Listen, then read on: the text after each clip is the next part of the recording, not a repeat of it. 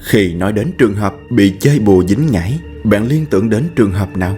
Mình đoán nếu được chứng kiến tận mắt về trường hợp một người bị dính ngải hoặc bùa, chắc cũng không có mấy người trong số các bạn có được cơ duyên này. Vậy nên ngay sau đây, kênh sẽ chia sẻ với các bạn về một trường hợp giải bùa ngải vô cùng đáng sợ, được ghi lại đâu đó ở Mexico. Xem nha.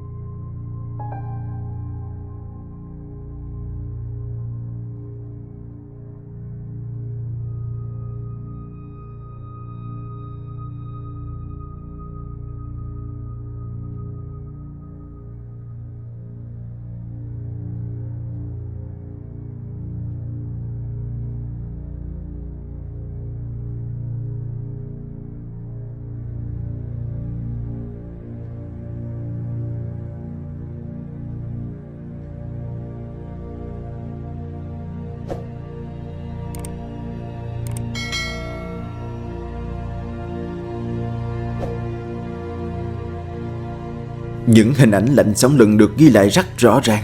Ngay khi người đàn ông kia đặt một quả trứng vào cổ họng người thanh niên, và rất nhanh chóng, người đàn ông đã dùng tay không móc từng mảng từ bên trong cổ họng của người thanh niên kia ra ngoài. Ban đầu mình nghĩ rằng những thứ mà người đàn ông đã lấy từ cổ họng của người thanh niên ra là tóc người, nhưng nhìn kỹ thì không phải, mà nó giống như là lông của một con chim. Bạn có nhìn thấy giống mình không?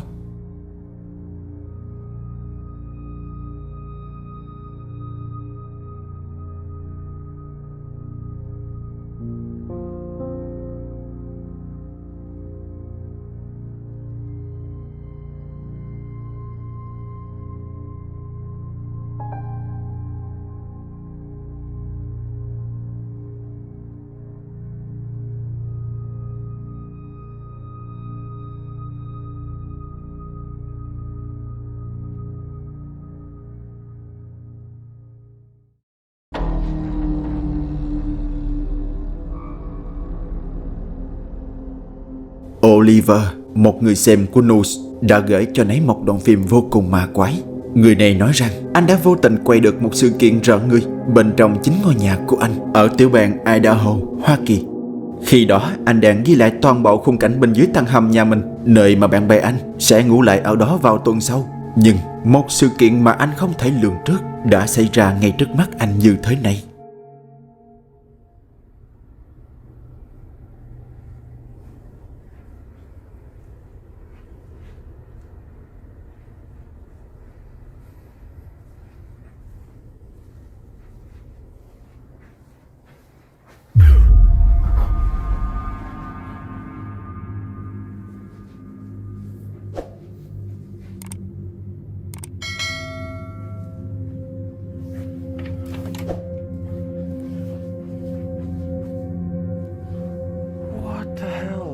Việc quá bất ngờ nên Oliver loạng choạng lùi ra xa, và khi định thần lại, anh đã lao ngay vào phòng để xem đó là ai. Nhưng thật quái đản, hình dáng cao to đó đã biến mất.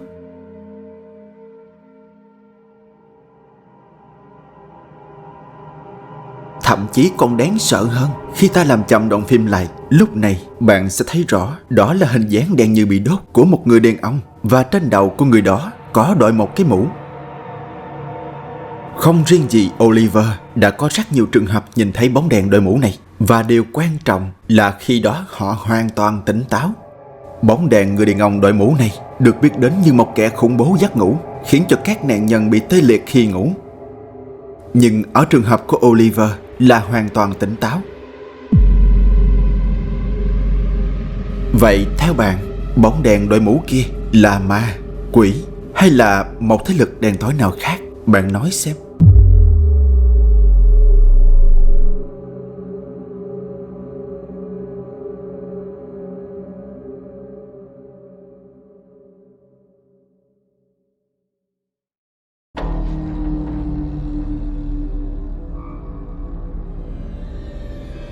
Đoạn phim ghê rợn này được quay lại bởi một camera an ninh bên trong một công sở ở thành phố Kolkata, Ấn Độ. Trước đó đã có những báo cáo từ các nhân viên bên trong văn phòng nơi họ làm việc. Bàn ghế luôn bị xáo trộn một cách bừa bãi, mặc dù trước khi về họ đã sắp xếp gọn gàng ngay ngắn, cho đến khi cấp trên của họ biết được một sự thật rùng rợn này.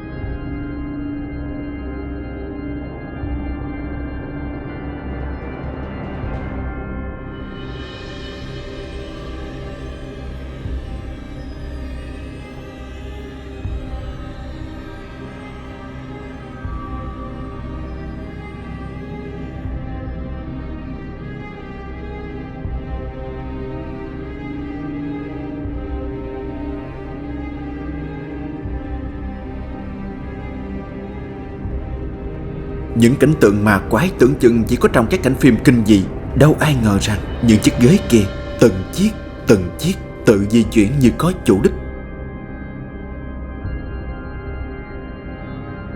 Người ta đoán rằng bên trong căn phòng này đang có một yêu tinh, hoặc có thể là nhiều hơn, bởi cách di chuyển của từng chiếc ghế trông cứ như chúng đã bị phù phép vậy.